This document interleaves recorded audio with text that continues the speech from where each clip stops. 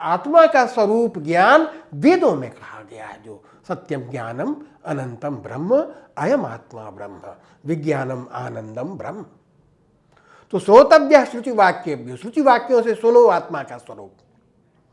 फिर सुन के सीधे ज्ञान नहीं होगा, मंतव्यश्चोपपत्ति भी।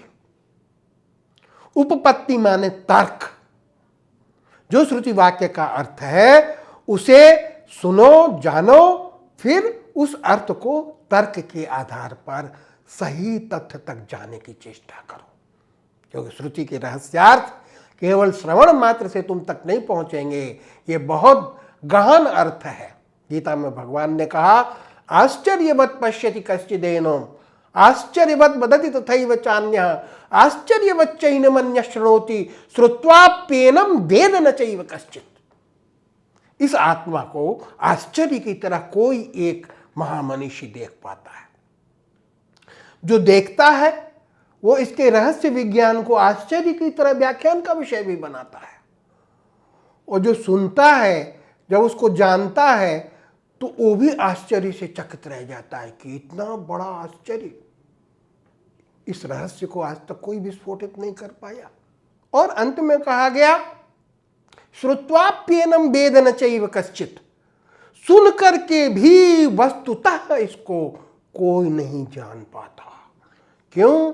क्योंकि इन भौतिक प्रमाणों के द्वारा वह सार्वभौमिक रूप से ज्ञेय नहीं है। उसके लिए श्रवण श्रुति वाक्यों के द्वारा, मनन, चिंतन, न्याय दर्शन के द्वारा, युक्तियों के द्वारा, तर्क के द्वारा,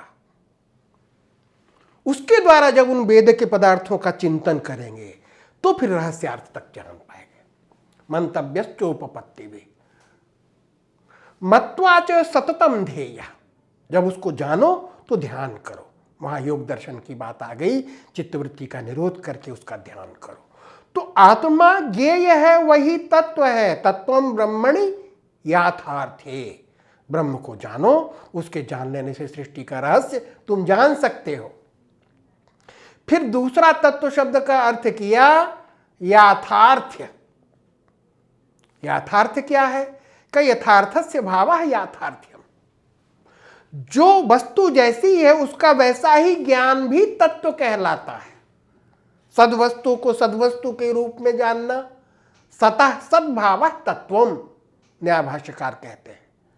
असतः असद्भावः तत्वम, सद्वस्तु को सदरूप में जान लेना उसका तत्व है, वो तत्व ज्ञान है, यथार्थ ज्ञान। जिसे प्रमाण कहा, प्रमाण के स्वरूप के निर्वचन काल में मैंने प्रमाण तत्व ज्ञान है वो। और असद वस्तु है तो उसको असद रूप में जान लेना भी प्रमा है। दोनों रूपों से जानना तत्व ज्ञान है।